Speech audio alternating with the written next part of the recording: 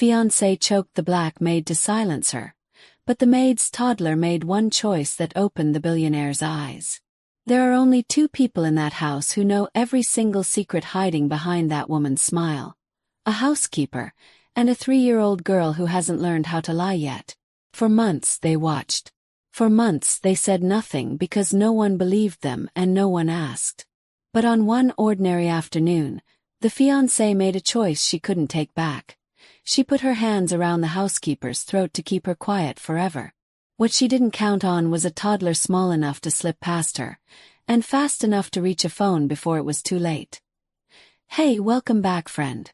If this is your first time here, this channel is all about real, raw, emotional stories, the kind that stick with you long after the video ends. Quick question before we start. Where are you watching from today? Drop your flag in the comments. We love seeing you all from around the world. This story coming up is one of the most intense ones we've ever told, so stay with us to the very end, because you will not see this ending coming. Some people build their whole lives around watching. That's exactly what saved a family. Thomas Reyes was 43 years old, and by almost every measure that mattered to the outside world, he had made it.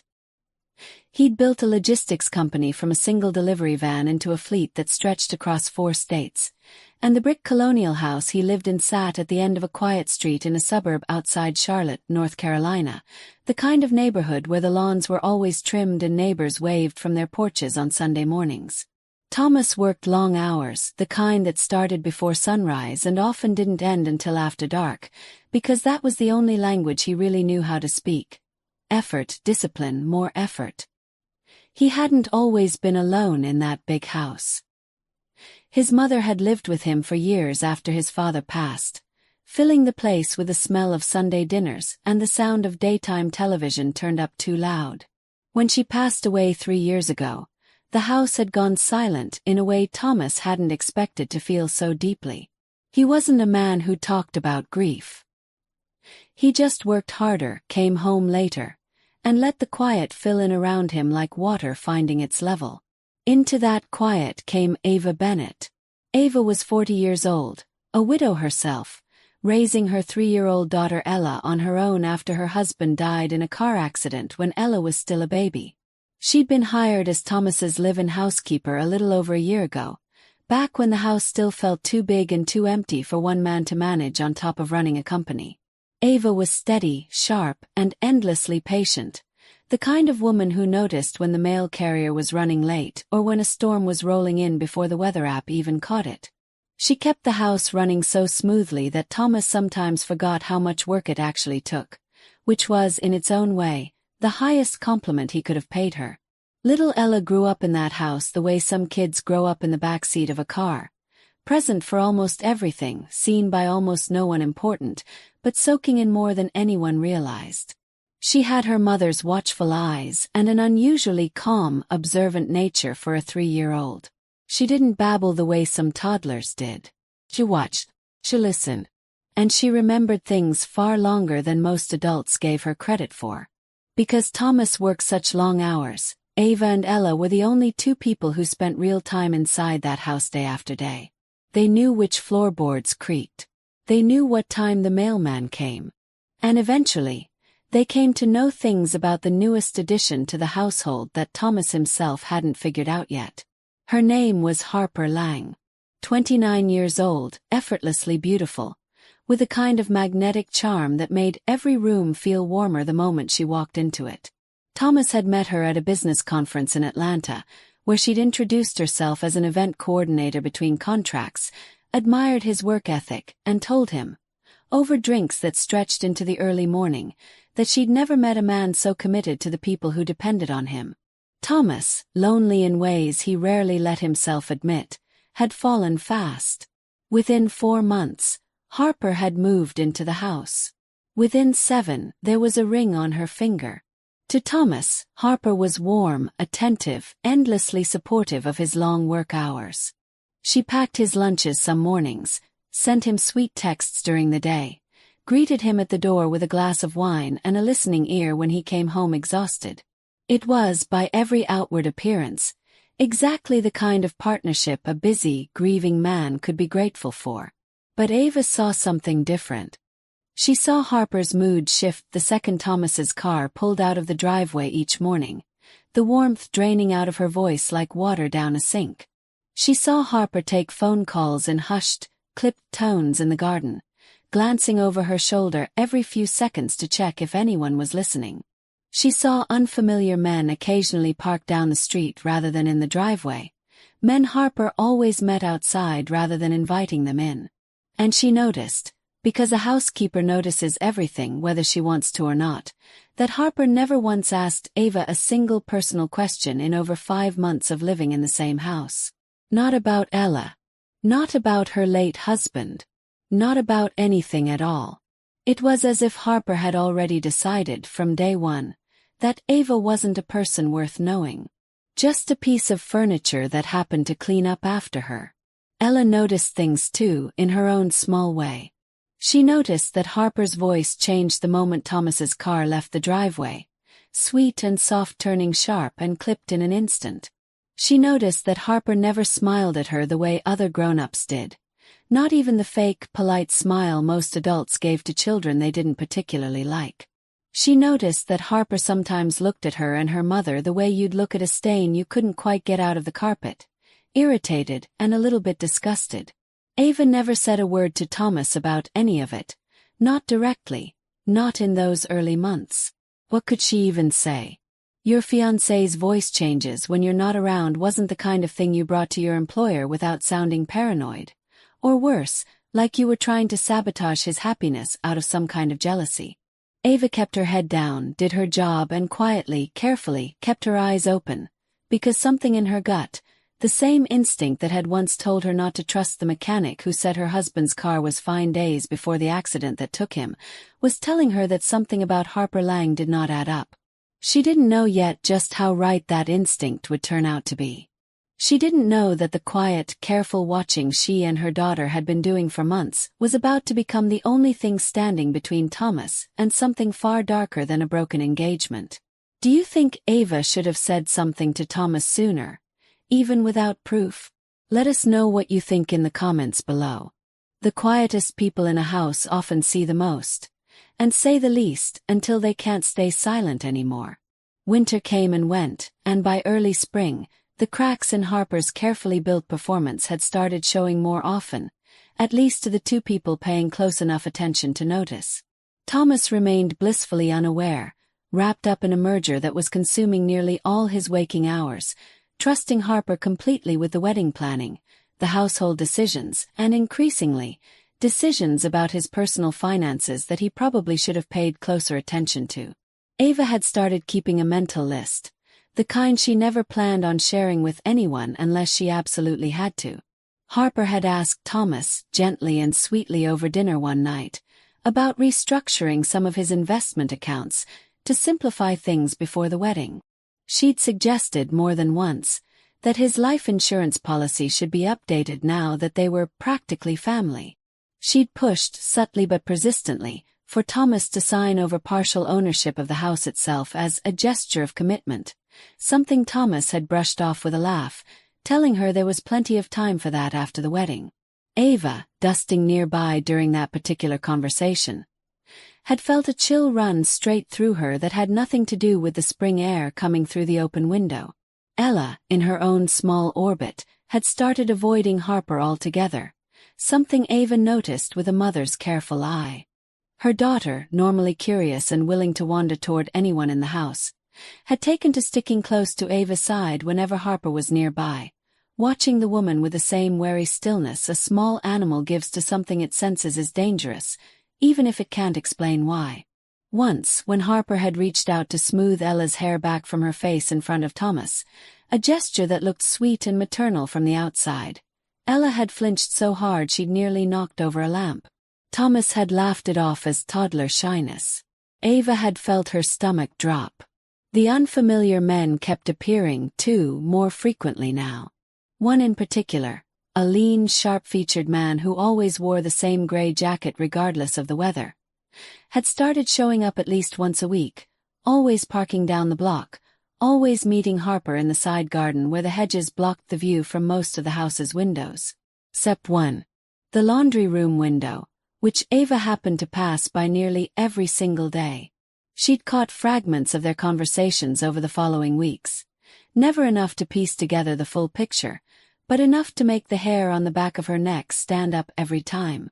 Words like timeline. Words like once it's finalized. Once, chillingly, a phrase that made Ava freeze completely in the laundry room doorway, basket of towels forgotten in her arms. He trusts her completely. It won't even look suspicious. Ava didn't know what it referred to.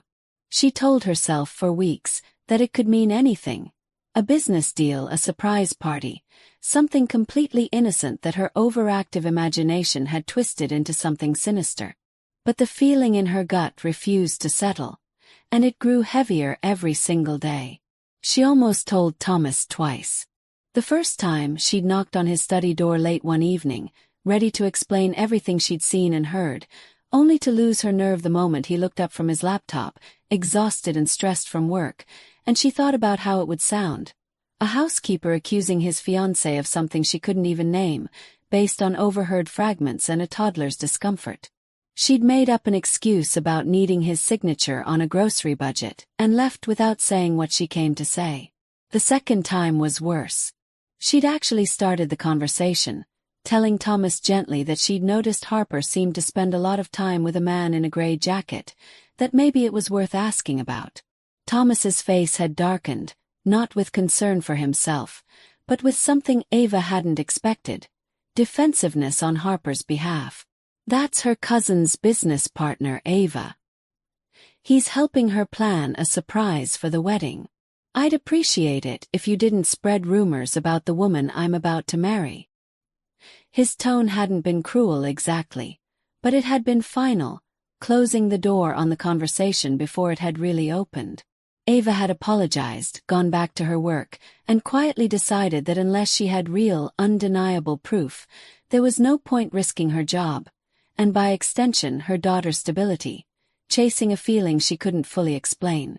She told herself to keep her head down, keep working, keep watching Ella closely, and trust that whatever was happening, if it was truly dangerous, would eventually surface in a way even Thomas couldn't ignore. She had no idea how soon that moment would come, or how close it would bring her to losing everything. Meanwhile, in the side garden, behind the hedges that blocked the view from every window except one, Harper and the man in the gray jacket were no longer discussing vague timelines. Their plans had moved from careful and abstract to something far more concrete, far more permanent, and far more dangerous than a wedding surprise. A plan that, if it succeeded, would leave Harper in control of everything Thomas had spent his life building, with no one left standing in her way at all. Have you ever had a gut feeling about someone that turned out to be more serious than you imagined? Tell us in the comments, we want to hear your story. And then, on one ordinary afternoon, everything Ava feared became horrifyingly real. It was a Tuesday, warm and unremarkable, the kind of early summer afternoon where the biggest concern in most households was whether to run the sprinklers before the heat set in. Thomas had left for the office before 7 that morning, deep into the final week of closing his merger, telling Harper over coffee that he might not be home until well after dark. Harper had kissed him goodbye at the door with what looked, to any casual observer, like genuine affection. The moment his car disappeared down the street, Harper's expression shifted the way it always did, soft warmth draining away, replaced by something colder, more focused. She made a phone call from the kitchen that afternoon, her voice low but not quite low enough, and Ava, folding laundry in the next room with Ella playing quietly at her feet, caught something she was never meant to hear. It has to happen this week. He's finalizing the merger Friday, which means the new life insurance policy goes into effect Thursday night. After that, it's clean.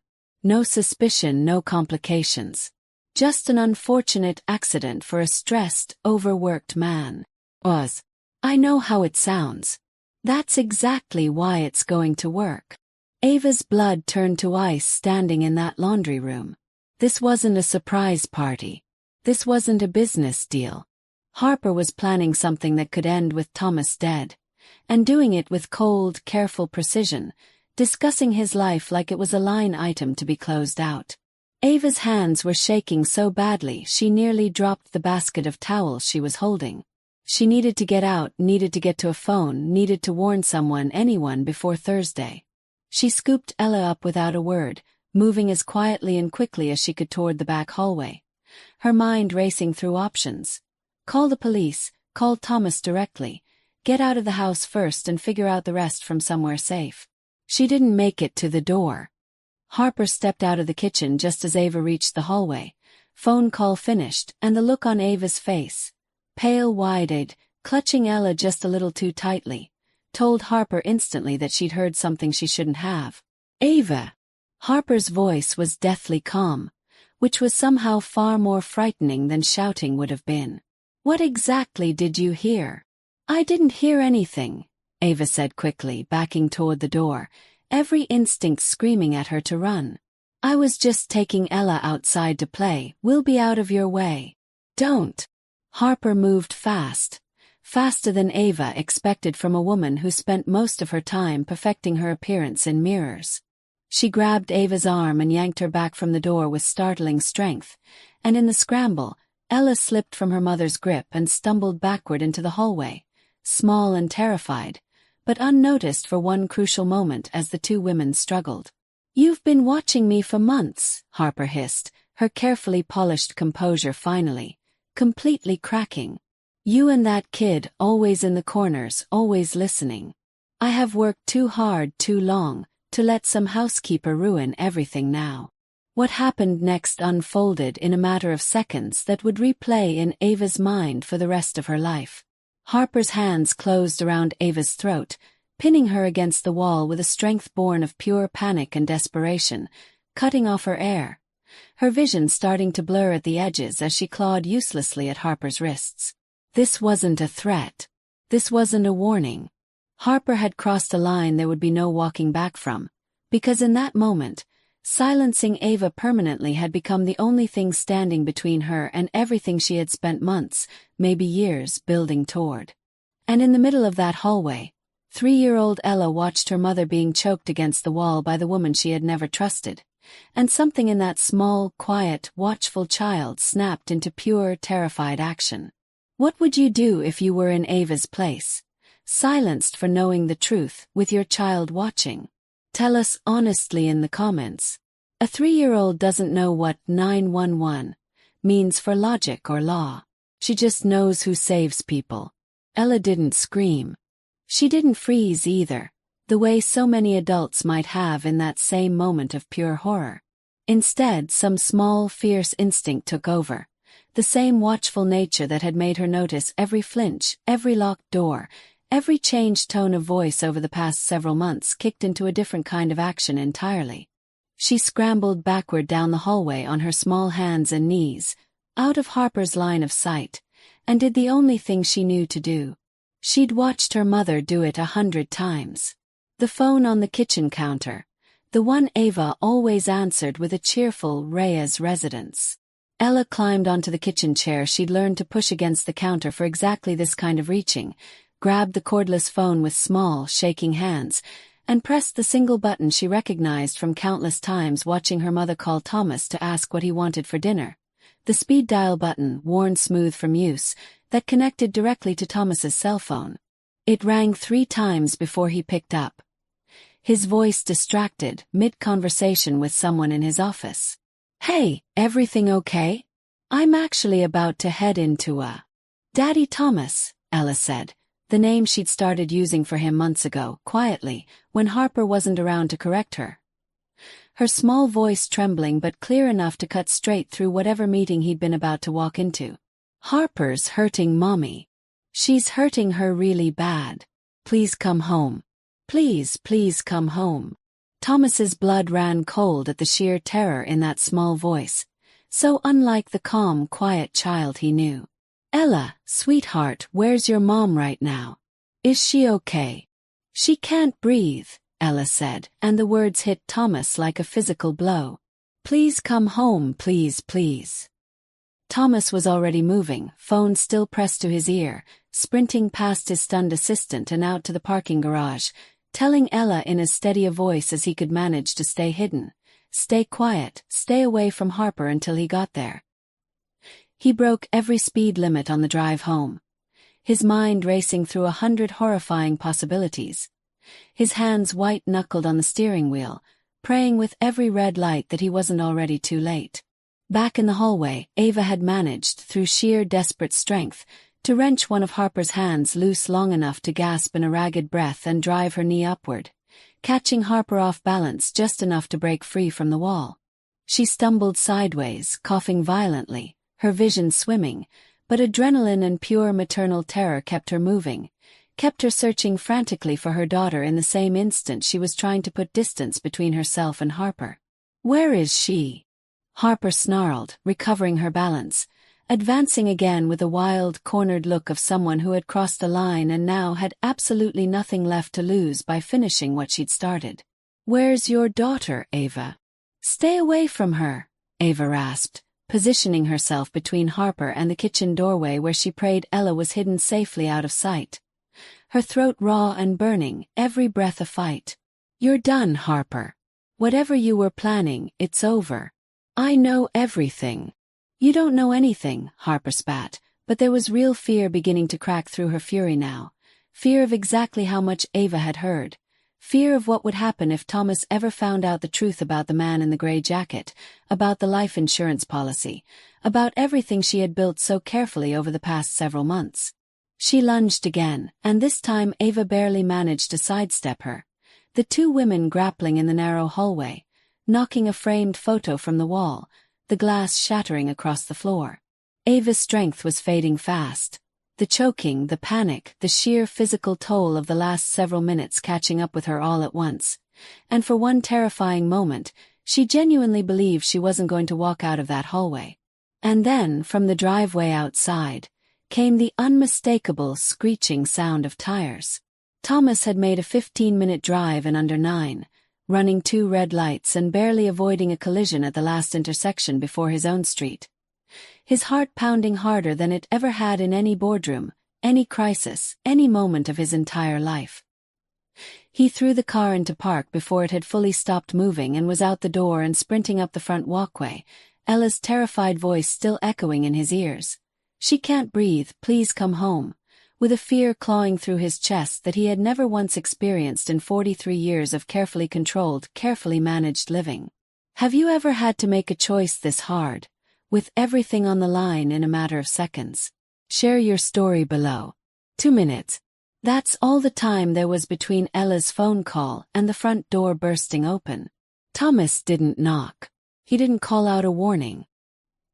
He threw the front door open so hard it slammed against the wall, and the sound of it was enough to make both women in the hallway freeze mid-struggle, turning toward him at the exact same instant. What Thomas saw in that hallway would be burned into his memory for the rest of his life. Ava, disheveled and gasping, dark bruises already beginning to bloom along her throat, glass scattered across the floor from a shattered picture frame. And Harper, hair wild, eyes wide with something between fury and pure panic, one hand still raised as if frozen mid-motion, caught completely and undeniably in the act. There was no explanation Harper could give in that moment that would undo what Thomas had just witnessed with his own eyes. No soft voice, no gentle touch, no carefully rehearsed excuse could erase the image of the woman he'd planned to marry standing over his housekeeper with murder written plainly across her face. "Thomas," Harper started, her voice already shifting, already reaching for that old, practiced softness.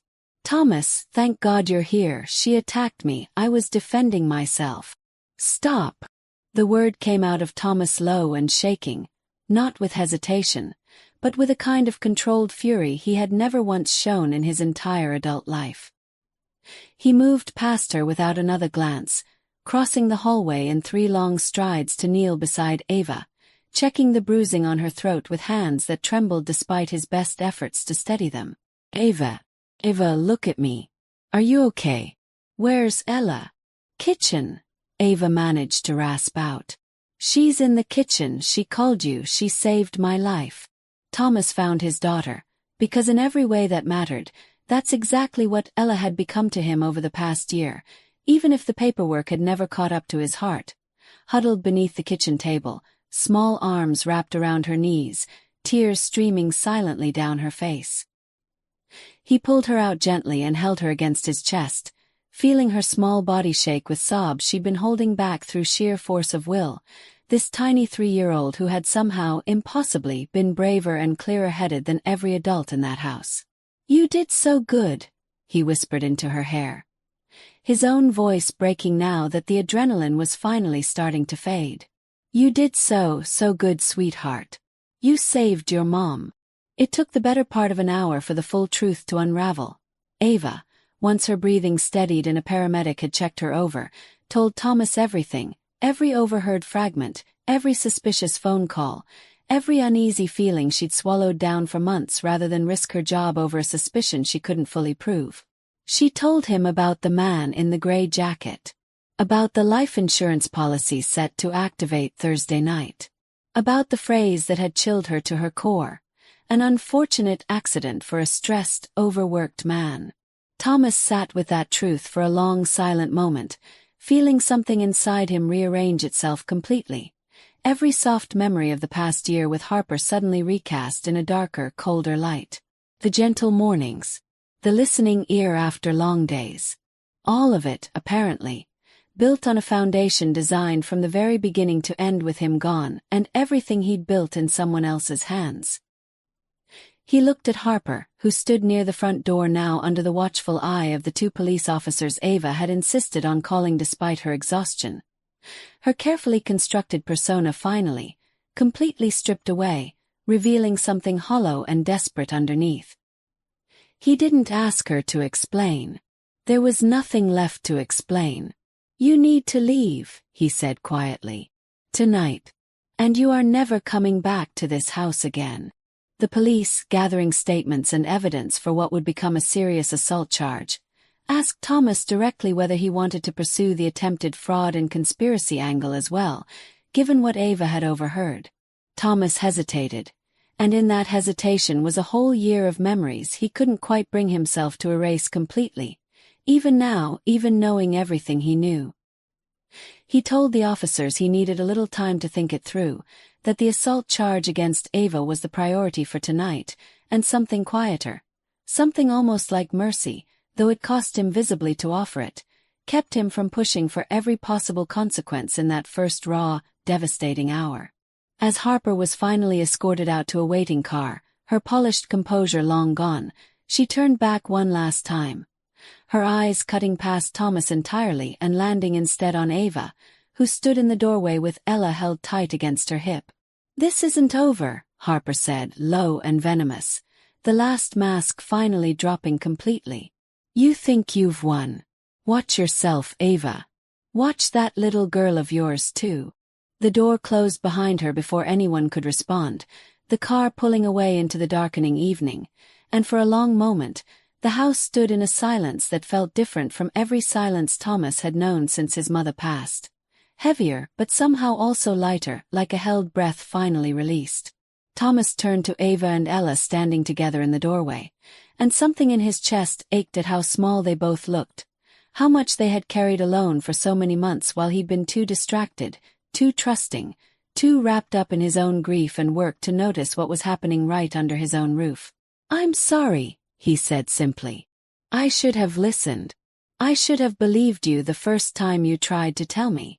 "You believe us now," Ava said quietly, pulling Ella a little closer. "That's what matters." In the weeks that followed, Thomas installed a security system that would have made a bank vault jealous, quietly moved a significant portion of his assets into accounts Harper could never touch, and made absolutely certain, through every legal channel available to him, that Harper Lang would never again come within a mile of his home, his housekeeper, or the little girl who had saved a woman's life with nothing but a speed dial button and a 3-year-old's fierce, uncomplicated love. The warning Harper had thrown over her shoulder haunted him more than he let on, and he made sure, every single day after, that Ava and Ella never had reason to feel unsafe under his roof again. There's a particular kind of truth that gets buried under charm and convenience, and it often takes the quietest, smallest voices in a room to finally drag it out into the light. Ava had spent months swallowing her instincts because she was afraid no one would believe her. Ella, too young to understand fear the way adults do, acted anyway, because love at 3 years old doesn't know how to hesitate. Sometimes the people who see the truth most clearly are the ones the world is least likely to listen to. And sometimes all it takes is one brave choice to change everything. To everyone who stayed with us through this story tonight, thank you.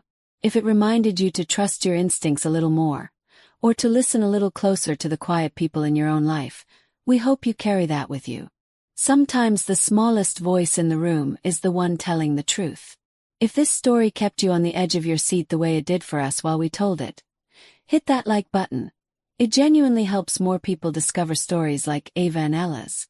If you want more real, emotional, edge-of-your-seat stories, hit subscribe because we bring you a brand new one every single week.